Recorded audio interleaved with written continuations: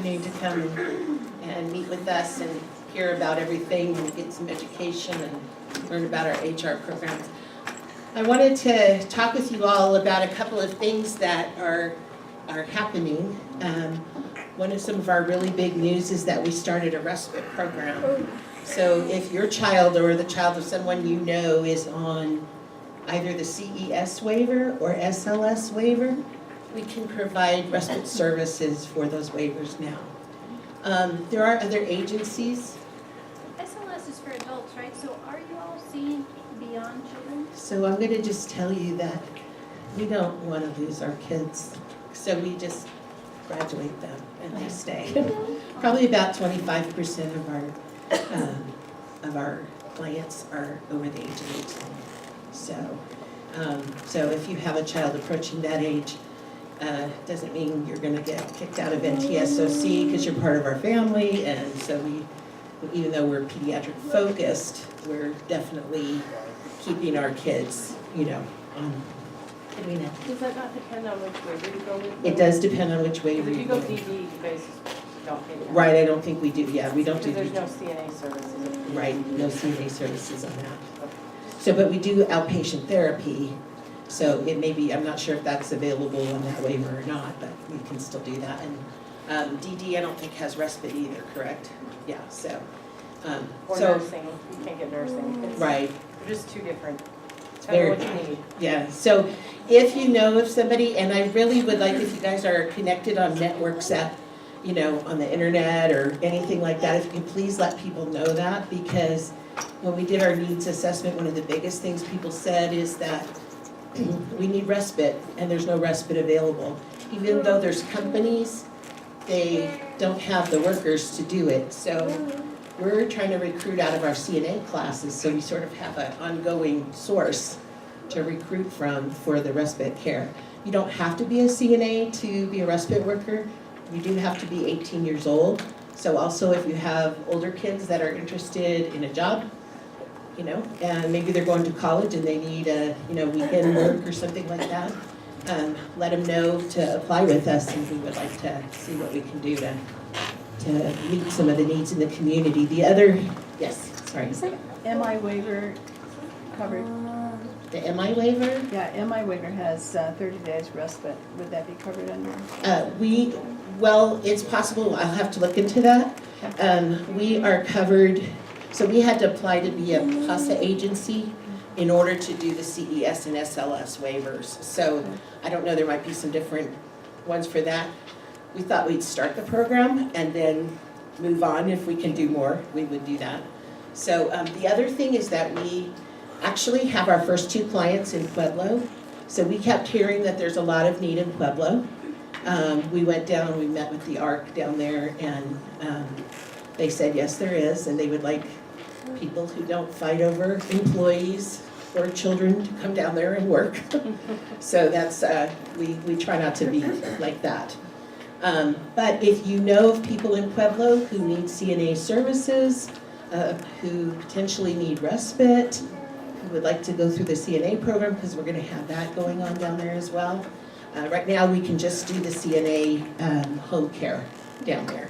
So, but if you know of anybody who needs that, please let us know. Please give them our number, our card, anything like that, and just let them know it's available.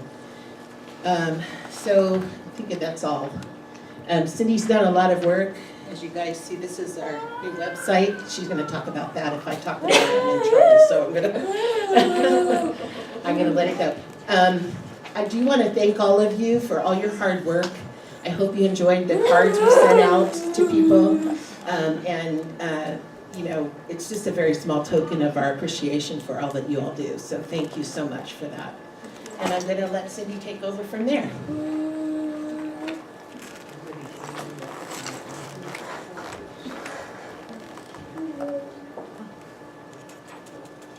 They already have it. Gail. They've already got them.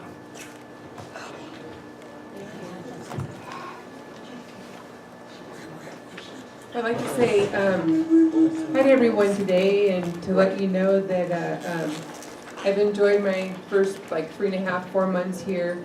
at the company, in addition to doing the work that I've done, they'll be talking about, my daughter has qualified through Medicaid, through NTSOC, and does speech therapy, occupational therapy, and physical therapy too, and wasn't sure how that end of the deal would go when I transitioned from California to Colorado, but the services have been better for our family, so I'm very grateful to the company for that, and think that we have a really great product.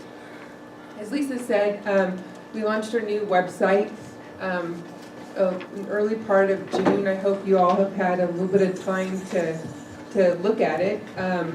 You probably see a lot of familiar faces. We tried to do some photo shoots of families that are,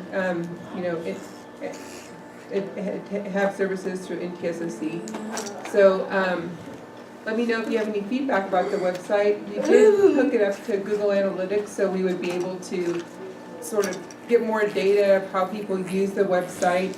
I can tell you that from about 2 weeks of data that I've acquired, that we have about 50 people look at our website a day. About half of them type in the URL directly, which means they know about us already, and they're just going to our website to look up maybe additional services or find something out about our company. But I think the good news for us is that half of the people that find us through organic searches. So they go to Google and they're typing in CNA parent programs or something like that, and that's how they're coming to our website. So I'm pretty excited about that. It's kind of just the website's really new. After it goes live, it sort of becomes an experiment for me of how to get more traffic to the website.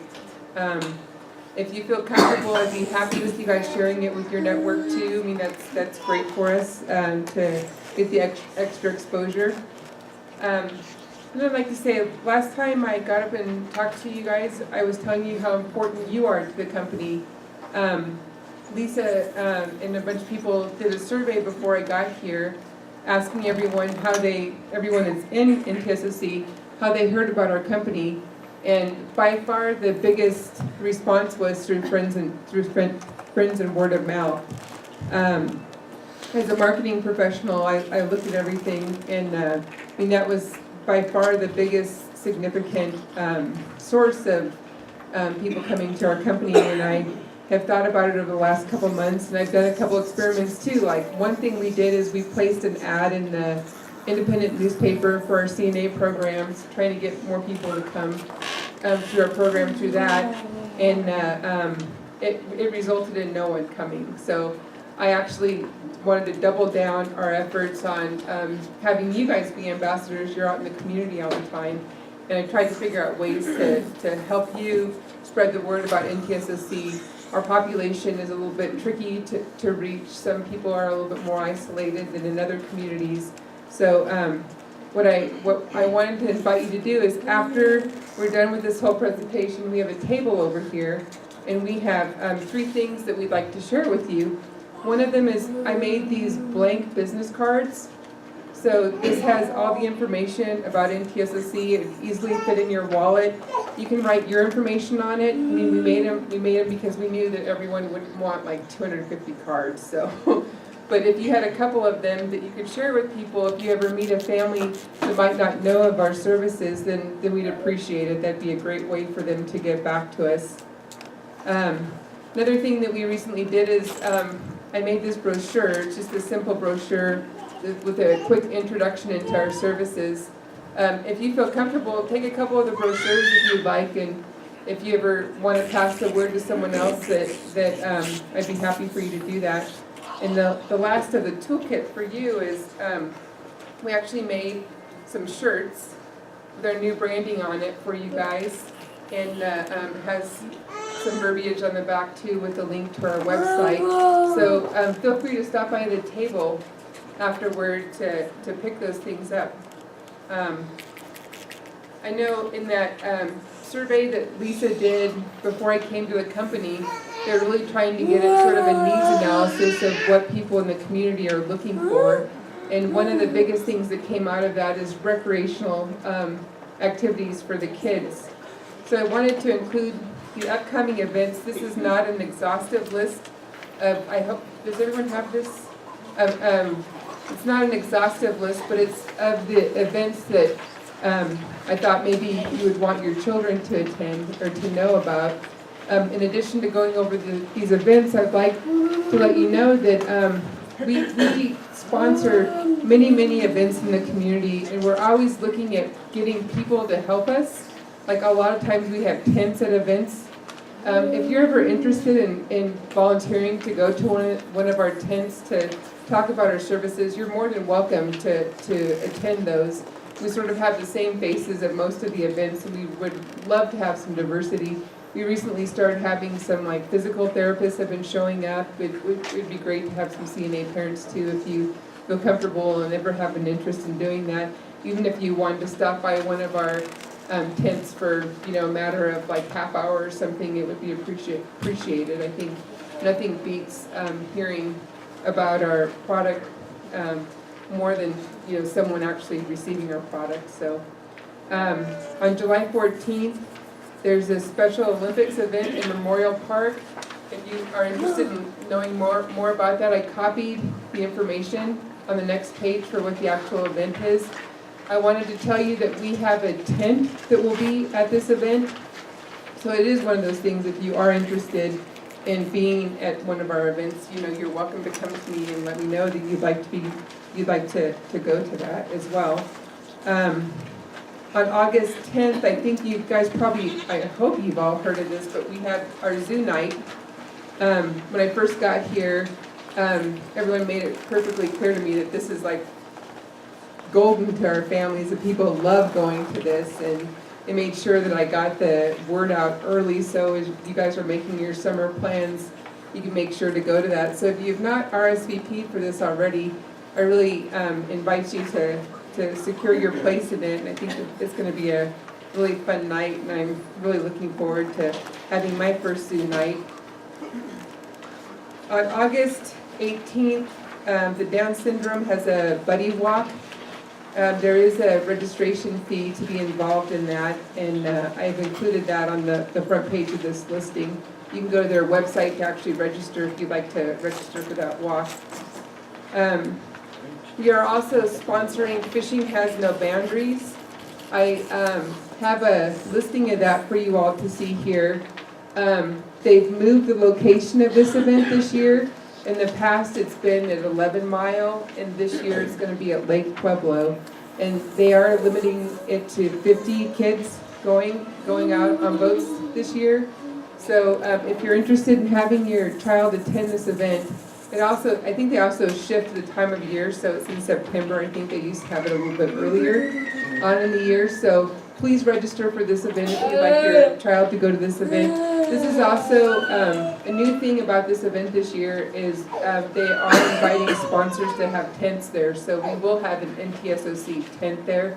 We're going to be supplying sunscreen and lip balm to all the kiddos that are going out on the boats there. And this is an all-day event. I think the fishing is from 10 to 3, but they have a silent auction after the fishing is over that night. And then if that isn't enough, they're having a band show up after that. So it is really going to be a full day of activity. So mark your calendar for that if you're interested in it.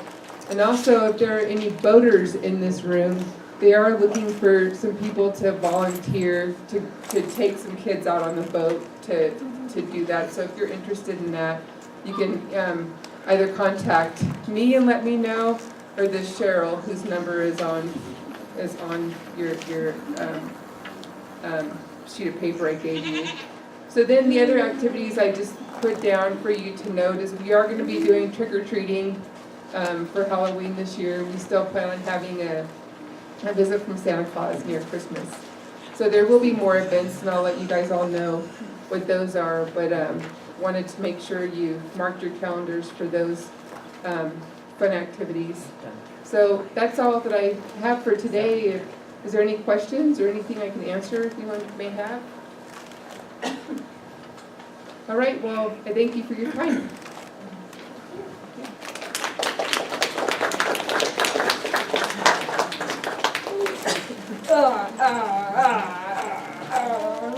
Hi, everybody. Thank you for coming. I just want to introduce Wendy Spillar. She's a CNA parent with us at NTSOC, and she's been with us 5-ish years, 6, 7 maybe.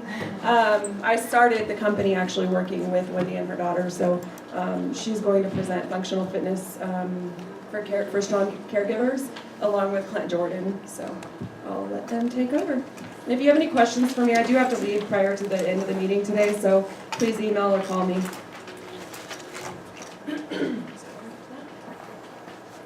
Okay, hi, I'm Wendy Spillar, and I'm a parent CNA, and that's my daughter, Sierra. I'm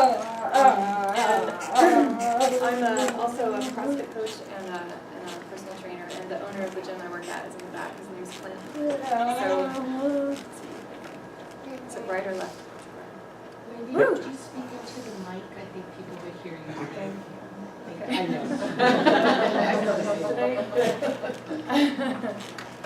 Okay, so I want to talk about caregiving, and it's hard. So I've been caregiving for a long time, and nobody plans it. It just kind of happened. We don't have much time for ourselves because all of our time, is this better?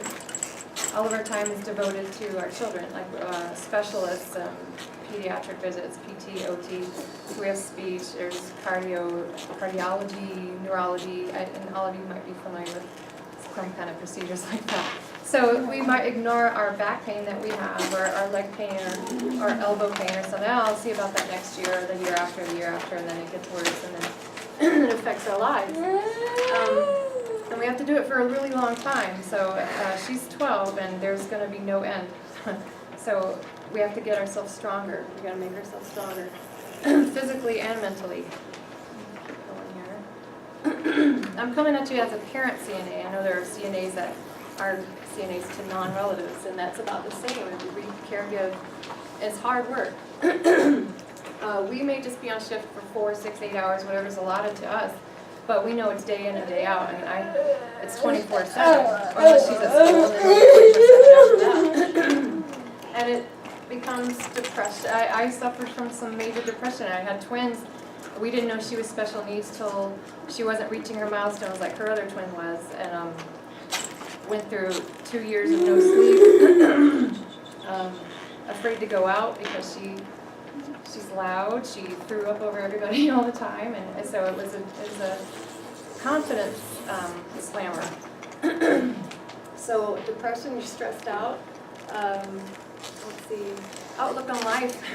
I remember when I was pregnant with the twins, I was reading books on how to camp with twins and how to travel with twins and how to do crazy stuff like that with twins, and we're not taking her camping. So our whole outlook on life just completely changed, and we don't plan for that.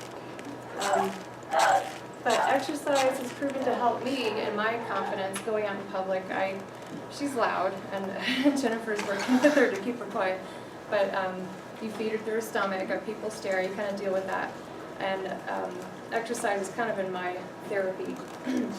Also, well, better mentally to deal with your situation, and you have more stronger resilience, you got more energy, and you sleep better.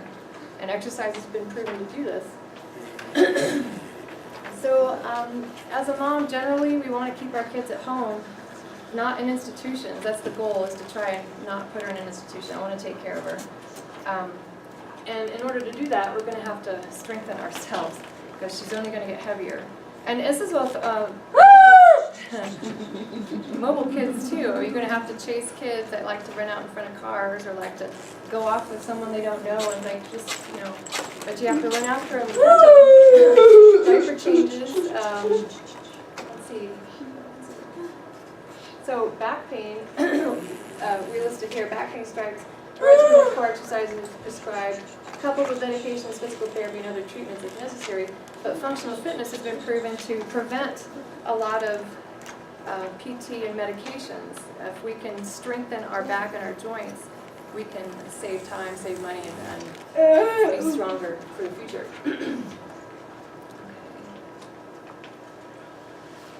So CrossFit, I first don't want anybody to be scared of the word CrossFit, because it has a bad reputation sometimes. It's functional fitness. It can be the elite games that you see on TV, but it's also learning to squat, learning to deadlift, learning to do transfers. This is what helps me. My back, I don't know if this is coming up, I can't remember, but the functional fitness is going to help with all of these, and we're all familiar with all these transfers, back to van, to ground, up and down, and it gets on your back. Oh yeah, here's my stuff. So when I was a CNA student and Jen was my instructor, I had a back problem. I still have a back problem, but I had an MRI, and this is some of the MRI things I can remember. But when I sneezed, every time I sneezed, I had a stabbing pain in L4, L5, and I couldn't stay up on my feet a long time. And there was an issue as to whether I was going to complete clinicals, because there was a question as to whether I could lift people and stuff like that. But I got a note from my PT that said, yeah, you're fine, even though really PT didn't work. So I was in PT, I had injections didn't work. I was told injections would make you a new person, and it just didn't work for me. Rest, staying off of it, I mean, you can't really stay off of it. And then surgery would be a 50-50 chance, and I wasn't going to take a 50-50 chance as to whether it would be improved, so I had to find a way. And I looked into CrossFit. Someone said, oh, it'll strengthen your back, and I said, I don't know, I can't deadlift. But I tried it, and due to CrossFit, I mean, I'm stronger. I'm a coach now because I really believe in it, and I also cleaned up my diet. With your diet, sometimes you can eat things that inflame your joints, so I eliminated some of that stuff, and it's helped. It's definitely helped. It's not a cure, but gosh, it's a lot better. You know, I can sneeze all the time. It's great. So CrossFit is very, and it's functional. Let's just say call it functional fitness. It's very core centered, and that's where we need to strengthen is our abs, our back, our glutes. We need to learn how to squat and deadlift. Kids on the floor, and all these exercises are some of the examples, and it's all completely scalable. It can be people who want to jump on a box, or you can just step on a box, or you can step on a plate that's this far off the floor. You can start at ground level, and it's all the same workout, but it's just at different scales. So we meet you at your fitness level. And these are some of the options that we have. If there was interest in getting core strengthened, doing functional fitness, we could organize maybe with the leadership at NTSOC some group fitness classes at NTSOC, or we can do it at Bonnie and Clyde. This is where we work.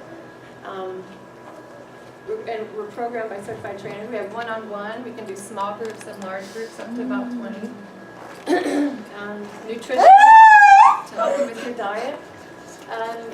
And we also have the general class schedule. We have classes at 6 and 7 in the morning, and then 11 and 12, and then 4:30, 5:30, 6:30. And what's that? 5. Okay, 5. Yeah, well, he knows. I teach 11 and 12. I don't get up earlier than 8. So that's. I think I've forgotten anything. I think we're pretty good. Okay, so make goals for yourself. Make time for yourself, because in the end, it benefits everyone. It benefits your child, your normal children, your family, and yourself, mentally and physically. And your goals can be, like I said, to run as a marathon, or squat 300 pounds, or just to squat without pain. I can deadlift a lot more than I could. I couldn't deadlift at all, but now I can deadlift pretty good. I'm stronger. It's definitely made me a stronger person. So I think that's pretty much it. So if there are any questions, we can answer. How do we express interest? We get a hold of you, or Jen, over the us at hr@ntsoc.com and just let us know you're interested. We'll see how many people we can get together, and we'll talk about it with senior leadership and see what we can do. and how much is the per class, or is it per like 6 months, or how does we that have work? a memberships that, he has a business card, or you can talk to him. Okay. He's got all Thank you. Do you have a place in Dayton? No. Yeah, I know, it's kind of far. I live northeast Black Forest, so I live in Dayton. Okay, So I drive to work. I live 3 miles from the post office. I'm actually in Oh, wow. the town of Dayton. Okay. Well, outside of the Yeah. Thank you. Yeah. Hi, Jen. Thanks.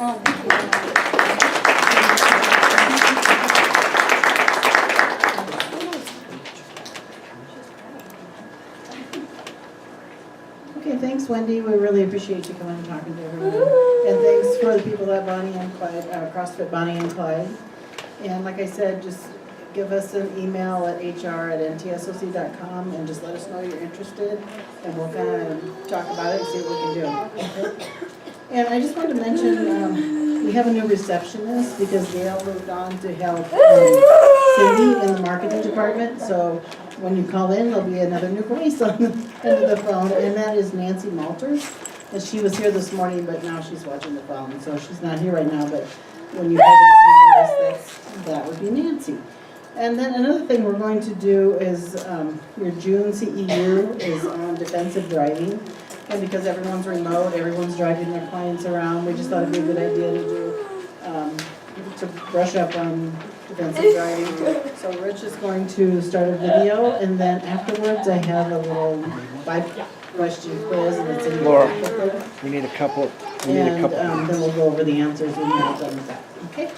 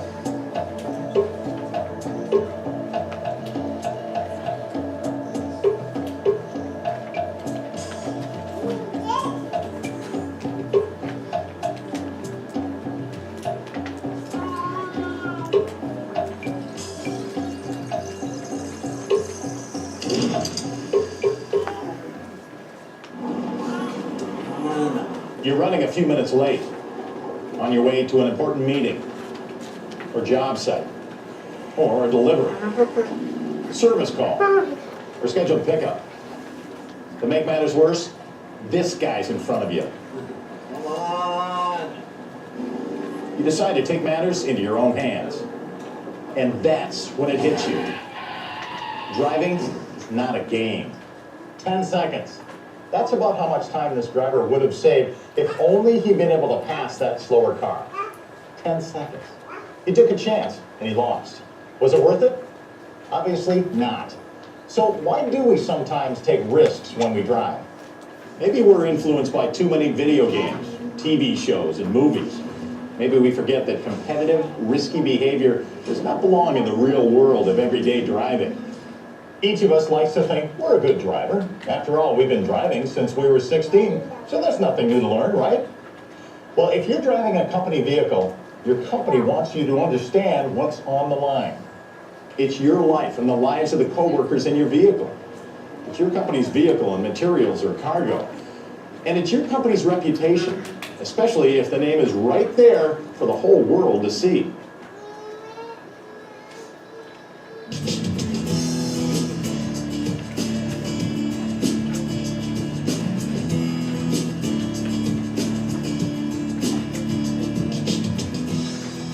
On average, about 40,000 people lose their lives in motor vehicle crashes each year.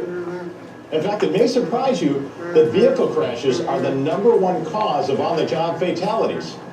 The thing is, if everyone practiced the most basic defensive driving skills, many of those crashes would never occur. Defensive driving is defined by the National Highway Traffic Safety Administration as preventing accidents by trying to anticipate hazardous situations and adjusting your behavior to compensate. When you're out on the road, you see a lot of drivers, some good, some average, and some you never want to see again. You can't control what other drivers do, and you can't control the condition of the road or the hazards you encounter. But there is one thing you can control all the time, and that's how you drive. No matter what type of vehicle you're in, a car, pickup truck, utility van, straight truck, or passenger van, when you drive defensively, your safety and the safety of those around you is in your hands. And think about it. Why would you ever put other drivers in charge of your safety? Driving defensively means being prepared for anything that might occur on the road. That means always being in control of your vehicle, knowing what other drivers are doing, and always being courteous and predictable. If your driving behavior is aggressive, sudden, or erratic, you contribute to a dangerous situation. Defensive driving isn't just knowing the right techniques. It's a combination of preparation, hazard perception, speed and space management, and attitude.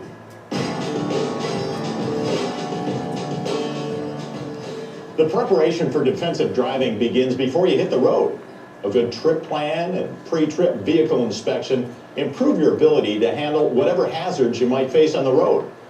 These two steps are especially important when driving an unfamiliar vehicle or route. Trip planning is making sure you know where you're going, the route you'll take, where you plan to stop along the way, and what time you'll get there. Your objective is to plan the safest and shortest route. You should plan your trip before you start your trip. If you're using a GPS device, program it before you leave. Don't forget to take into account the weather, heavy traffic patterns, and road construction. Always play it safe by giving yourself some extra travel time. If you have calls to make, get them out of the way before you start driving. You don't need the extra distraction once you're on the road. Once you have your planning taken care of, you'll want to check out your vehicle. A thorough pre-trip vehicle inspection starts with a vehicle walk-around. Don't make assumptions, especially if you don't drive this vehicle every day. You may not know what condition it's been left in by the previous driver.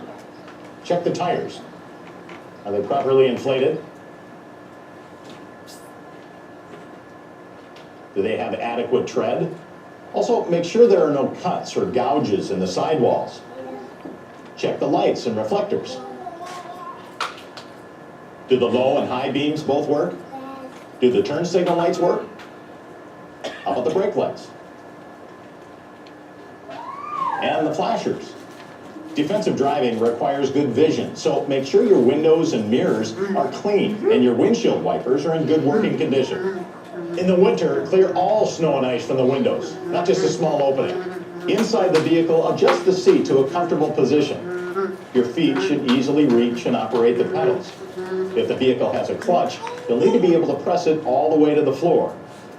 Your seat position should also let you see clearly out the front and side windows. Adjust the mirrors to eliminate blind spots. Set the mirrors so you can just see the outside edge of the vehicle on the inside edge of the mirror. This setup eliminates gaps and maximizes your field of vision. If your vehicle has a center rear view mirror, adjust it so you have an unobstructed view through the rear window. Adjust the steering wheel so your outstretched hands rest comfortably on the top of the wheel. If you're too close to the steering wheel, you risk injury from the wheel itself as well as from the airbag if you're involved in a crash. Check the engine and powertrain. Does everything sound right? Does the shifter move freely? How about the horn? Check to make sure it works before you need it. Test the accelerator pedal by accelerating slowly, and then test the brake pedal for firmness. The vehicle should brake evenly without pulling to one side. Some brakes are more sensitive than others, so it's good to get a feel for this before you hit the road. Does the parking brake work? Some companies require employees to fill out a pre-trip inspection report before driving a company vehicle. Even if your company doesn't require this, you might want to fill one out anyway. It's a good way to make sure your pre-trip inspection covers all the bases. Once you're on the road, driving defensively means you're relying on your ability to see and anticipate not only what's happening, but what might happen. Look ahead and use your mirrors to stay aware of what's happening all around you, not just at front. You should scan your mirrors and gauges every 5 seconds or so. Look far enough ahead to anticipate potential problems, not just 1 or 2 vehicle lengths. Look about 12 to 15 seconds ahead of the vehicle, or 1 block in the city, and a quarter mile on the highway. In addition to watching what other vehicles are doing, you need to be aware of what hazards to look for. Drivers who are distracted, aggressive, confused, or impaired, anticipate that they won't follow the rules and give them extra room. Pedestrians, don't assume they see you or that they'll act predictably.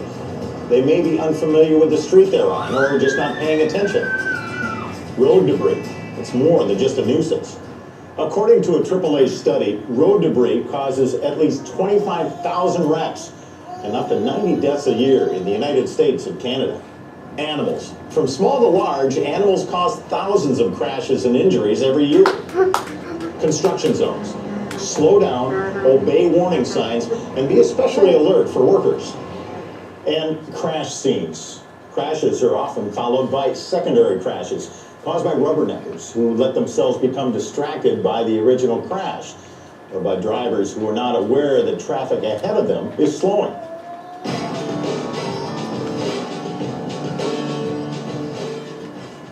Being aware of what's happening all around you is a key part of driving defensively, but you also need to allow room to respond appropriately and safely. Year after year, excessive speed and following too closely are cited as the leading causes of vehicle crashes. You need time and space to take action based on the actions of others. That space is your safety cushion, front, back, and sides. The cushion gives you a margin for responding to trouble. Without it, you might see hazards, but you won't have time or space to avoid them. Ideally, you want to make sure one side is always available to be used in case of an emergency. An important part of space management is managing your speed. Obviously, the faster you drive, the greater your stopping distance, and the more cushion you'll need in front of your vehicle. At highway speeds, depending on the type of vehicle you're driving, it can take the length of a football field to stop your vehicle, and that's when road conditions are good. The weight of the vehicle is also a factor. When fully loaded, some vehicles actually take less time to stop because the heavier load improves traction and stopping power. On the other hand, with some vehicles, extra weight makes it harder to stop due to the brakes being overpowered by the weight. The formula is perception distance plus reaction distance plus effective braking distance equals total stopping distance. As you can see, total stopping distance is more than just braking distance. There's a human at the wheel, so you have to figure in reaction time as well. Here's how to measure your following distance. Pick out a fixed object next to the road ahead of you and start counting the seconds from when the vehicle in front of you passes the object. For passenger cars, the rule of thumb is that you should have enough safety cushion to count off at least 2 or 3 seconds before you pass that same object. For larger vehicles, such as straight trucks, increase your safety cushion to at least 5 to 6 seconds. When another vehicle enters your safety cushion and presents a hazard, you'll need to make your braking decisions as soon as possible. Just remember, you have control over the space around you. If someone tailgates you, maintain your speed or even slow down a bit. Hopefully they'll pass soon. Don't hit your brakes unless you need to. If someone pulls into your safety cushion in front of you, readjust your following distance.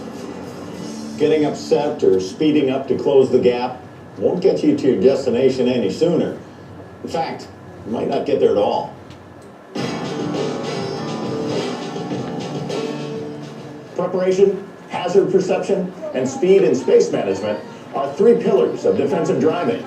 The 4th and equally important pillar is attitude.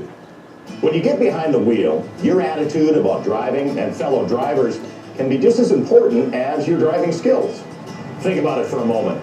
Those other drivers out there want to get to their destination safely too. Despite what it may look like, they're not out to intentionally get in your way or cause trouble for you. Granted, they aren't all paying attention like they should be, and not all of them are driving defensively. They might be eating lunch, chatting on their cell phone, or engaged in any number of other distractions. Who knows? Things work out best when we all share the road and look out for each other. At the same time, you have to remember, there's only one person in charge of your safety, you. A good way to stay in charge is to play what if in your mind at all times. What if that truck pulls out in front of you? What if that car coming up on the left cuts into your lane? What if that guy running down the sidewalk isn't paying attention and darts out in front of you?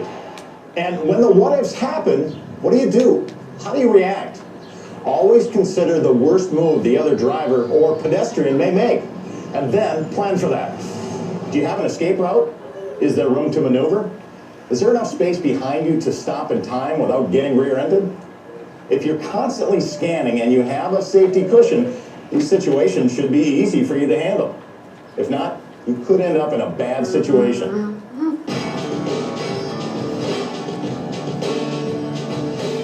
At After years behind the wheel, most people become overconfident in their driving abilities. As a result, we lose sight of the dangers of operating a vehicle. And that's how we allow ourselves to become inattentive or distracted. Researchers place distractions into 3 categories. There's visual distraction, when we take our eyes off the road, physical distraction, when we take our hands off the wheel, and mental distraction, when our brain is not engaged in the task of driving. As drivers, we're usually aware when we're visually or physically distracted, so we try to keep it quick. However, we don't realize when we're mentally distracted. By definition, our mind is detached.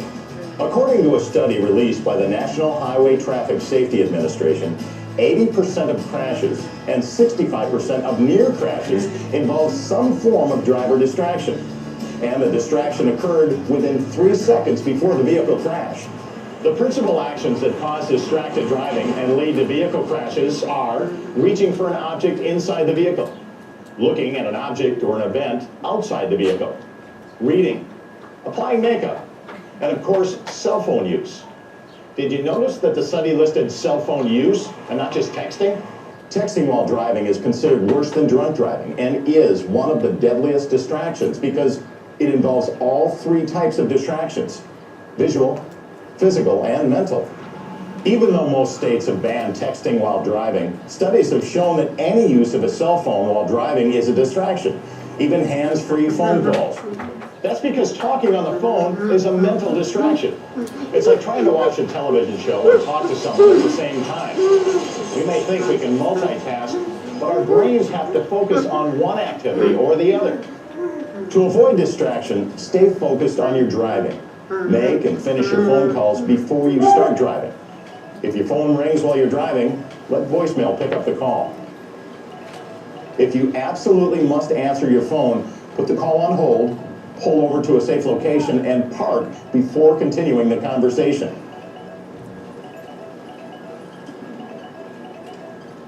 This may be a slight inconvenience, but distracted drivers are a serious problem. People are dying over phone calls, a spilled beverage, or some other event that was completely not important while driving. So watch out for distracted drivers. Give yourself plenty of cushion around them, and don't let yourself get distracted. Don't be that person. As we've seen, everyday defensive driving gives you a lot to think about. And when the weather acts up, presents a whole new set of challenges. Each year, more than 450,000 injury-causing crashes occur in adverse weather conditions or on slick pavement. You should always be prepared for whatever Mother Nature can dish out. Check the forecast before you head out. If it includes inclement weather conditions, allow extra time to reach your destination. Fog can reduce visibility to 1/4 mile or less, creating hazardous driving conditions. If you can't postpone your departure until the fog lifts, follow these tips. Drive with the headlights on low beam. High beams will reflect back off the fog, which will actually impair your visibility even more. Reduce your speed based on how far you can see in front of you. You always need to have at least 12 to 15 seconds lead time. Reducing your speed, especially during foggy conditions, gives you more time to perceive a hazard, physically react, and then brake if necessary. Watch your speedometer and actively verify your visibility distance. Fog creates a visual illusion of slow motion when you may actually be speeding. Don't assume other drivers have their lights on. When you stop at an intersection, open your window to listen for traffic you may not be able to see. Use wipers and defrosters as necessary for maximum visibility. Use the right edge of the road or painted road markings as a guide. Be patient. Don't pass lines of traffic. Even light rain can affect visibility, vehicle handling, and stopping distance. Rain can combine with oil, grease, and dirt to make pavement slick. Losing control of your vehicle on wet pavement is a frightening experience. Skids are scary, but hydroplaning is completely nerve-wracking. Hydroplaning happens when the water in front of your tires builds up faster than the weight of your vehicle can push it out of the way or through the tire tread. The water pressure causes your tires to rise up and slide on a thin layer of water. Here are a few tips for driving in rain that can save your life. Avoid hydroplaning by keeping your tires inflated correctly. Make sure they have adequate tread. For rain and snow, a tread depth of at least 4/32 of an inch is recommended. Slow down when roads are wet and avoid puddles. Try to drive in the tire tracks left by the vehicles in front of you. Prevent skids by driving slowly and carefully and increasing your following distance, especially on curves. When you need to slow or stop, steer and brake with a light touch. If your vehicle has anti-lock brakes and you need to slow down, you can hold steady pressure on the brake pedal and steer where you want the vehicle to go. However, if you don't have anti-lock brakes and braking puts you into a skid, stay off of the brake pedal until you regain control. Then pump the brakes to slow the vehicle safely. Of course, if you reduce your speed on wet roads, you may be able to avoid using any of these maneuvers in the first place. The best advice for driving in snowy and icy conditions is to not drive at all if you can avoid it. If you do go out, wait until the snowplows and sanding trucks have had a chance to do their work and allow yourself extra time to reach your destination. Make sure you're prepared by knowing how to handle snowy and icy road conditions. Depending on where your job takes you, carry a winter survival kit, including a shovel, a bag of sand for traction, gloves, a hat, snack bars, a flashlight, and water. On the road, turn on your low beams and use the defroster and wiper. Much like rain, snow reduces traction and limits your visibility. Reduce your speed to allow for lower visibility and drastically increase stopping distances. Allow at least 3 times more space than usual between you and the vehicle in front of you. Avoid sudden braking, accelerating, and steering. When traction is poor, it's a good idea to do all your braking and accelerating when your wheels are pointed straight ahead, not while you're turning. On snow and ice, braking or accelerating while turning causes the vehicle to spin out. On icy roads, you need to decrease your speed and increase your following distance by 4 to 10 times. For example, if your following distance on dry pavement is 3 seconds, on icy roads it should be 12 seconds or more. If there's no water spray coming from the tires of other vehicles, or if the front of your outside mirror is icy, there's likely to be ice on the roadway. If you start to skid, hold light, steady pressure on the brakes to give the anti-lock brakes a chance to work. If the vehicle does not have anti-lock brakes, ease off the brakes if the wheels lock. Once the wheels are rolling again, gently reapply the brakes. When it's snowing, turn your lights on to increase your visibility to other drivers. Use low gears to maintain traction, especially on hills. Don't use cruise control or overdrive on icy roads. Be especially careful on bridges, overpasses, and curves, which will freeze first, even at temperatures above freezing. Don't assume your vehicle can handle all conditions. Even four-wheel drive vehicles can encounter trouble on winter roads. Four-wheel drive does not improve visibility or help with braking. Remember, every adverse weather condition makes it a good idea to slow down. And when conditions are extreme, have the good sense to get off the road. It's not just about your own safety, it's also about the safety of others who share the road with you. Defensive driving combines planning, constant attention, and a positive, proactive attitude. Make sure the vehicle you're about to drive is thoroughly inspected before you head out. Always keep your vehicle under control. Use constant visual scanning to keep in touch with what's happening on all sides of your vehicle. Maintain a safety cushion and assume that every other driver may do something unexpected. Play what if and have a planned response or escape route for every situation. It's not a question of if you'll face hazards on the road, it's a question of when. If you aren't driving defensively, you put your safety under someone else's control. Don't be that person. Take control of your own safety. Drive defensively.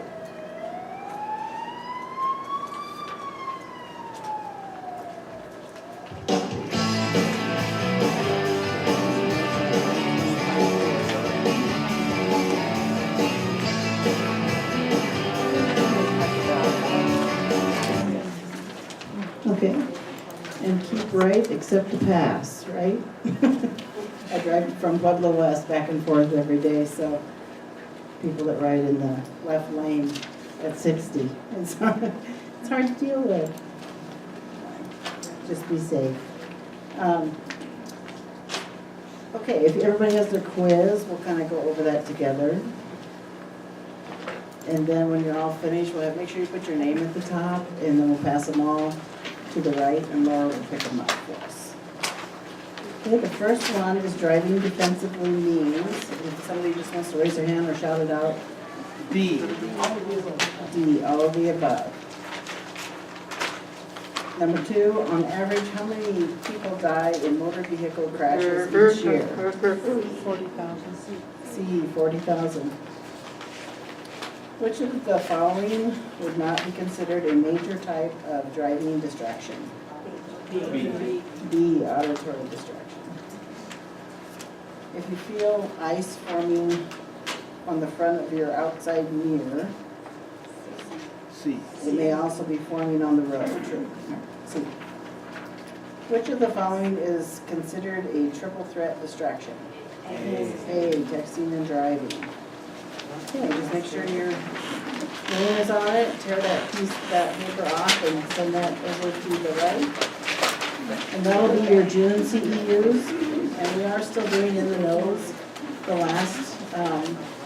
last meeting we had, we did January and February at the meeting, and then you should have done March, April, May, and then this is June, so you should be all caught up. And there has been a few issues within the nose, so Christine's going to talk a little bit about in the nose.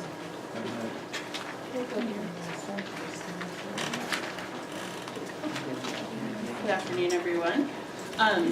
So in the nose, we know that there's a glitch in the system, especially in particular for standard precautions. Some people are having trouble with understanding abuse, has a glitch in it too. We are working on that. But I know that if you use the Chrome as your browser, not Edge, definitely not Edge. Safari's tough, and so is Internet Explorer. Well, you can download the Chrome app where you can go to that and use that, yep. And that you're gonna have much better success, yes sir. I've missed all 3 months. Was there an email? But I never got it. You can get it. Okay, yeah, stop by and see me, we'll get you set up. Okay. Yeah, no problem there at all.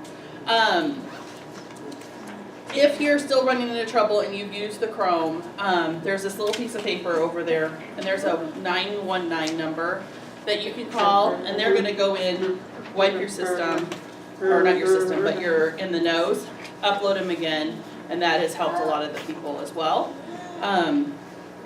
Know that your username is an email address, and you have to do the whole thing at NTSOC, at Gmail, whatever you use. And right now, the temporary password through July 5th is NTSOC, all lowercase. And that is only good through July 5th. We have one of our classes, the Understanding Abuse, has a deadline date of June 30th right now. So it needs to be completed by that date, otherwise it will time out on you. The other two, Standard Precautions and Understanding Fall Risk, do not have an end date at this time. So start with Understanding Abuse if you're logging in for the first time. Does anybody have any questions about in the know? I know it's been hard and difficult.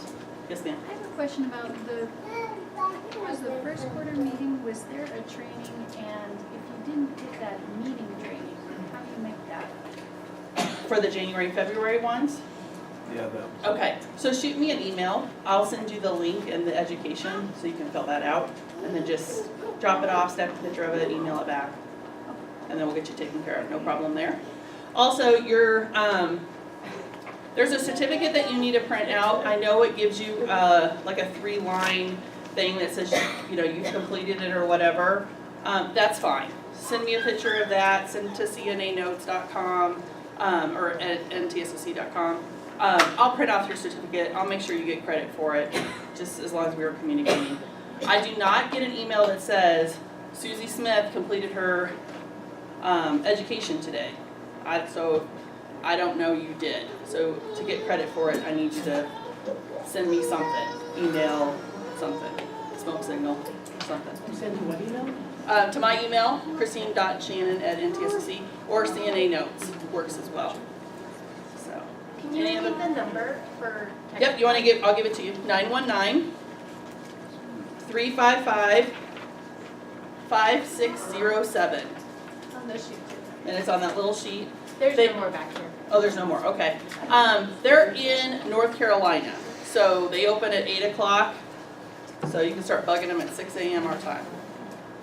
Because they will close, 3 o'clock our time. Any other questions, concerns, anybody have anything else? All right, thanks for your patience on it. I know it has not been an easy process, so thank you.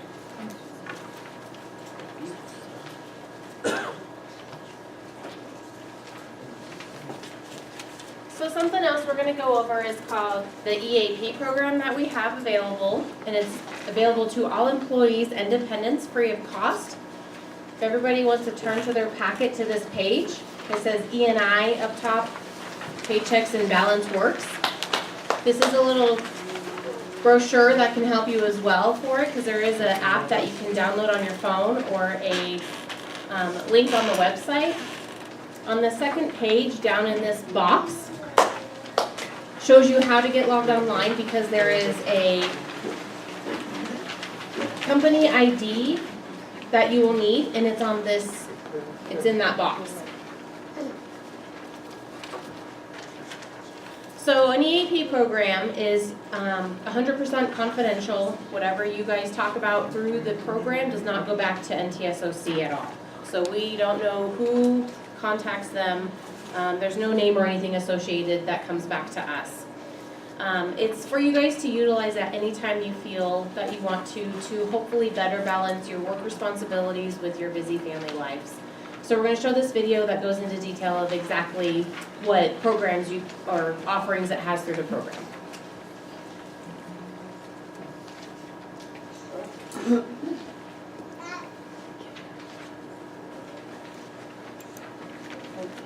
Welcome.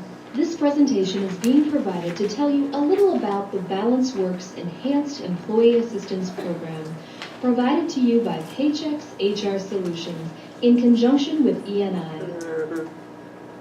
I just wanted to start out by telling you a little about E&I. E&I is a national provider of behavioral health and work-life benefits with 30 years of experience. The E&I corporate offices are located in New York, with satellite offices in Florida and Ohio.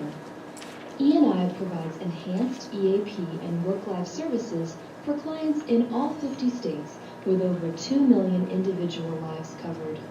Although E&I has a national clientele, we pride ourselves on providing personalized and professional assistance to each and every individual who contacts us for services.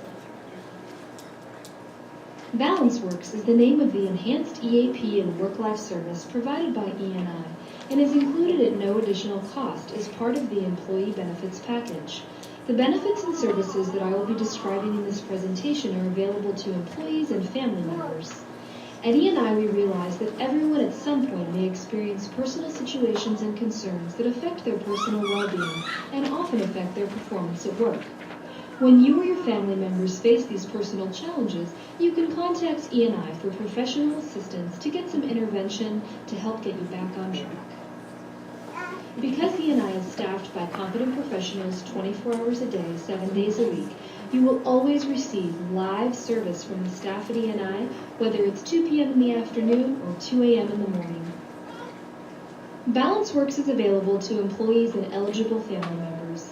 Eligible family members include full and part-time employees, an employee's spouse or domestic partner, an employee's unmarried dependent children up to age 26, and an employee's dependent full-time students age 19 to 26 who are employed and working less than 30 hours per week. Also, an employee's unmarried children, regardless of age, residing with the employee who are mentally or physically incapable of earning their own living. Since Balance Works is an employer-sponsored benefit, many people have concerns about the confidentiality when contacting E&I. Confidentiality is a key principle of the EAP. For ethical and legal reasons, the intake specialist at E&I and all counseling providers cannot release any information without the individual's permission in writing, except in extreme circumstances where someone's life is in danger. Laws protect the employee's right to confidentiality.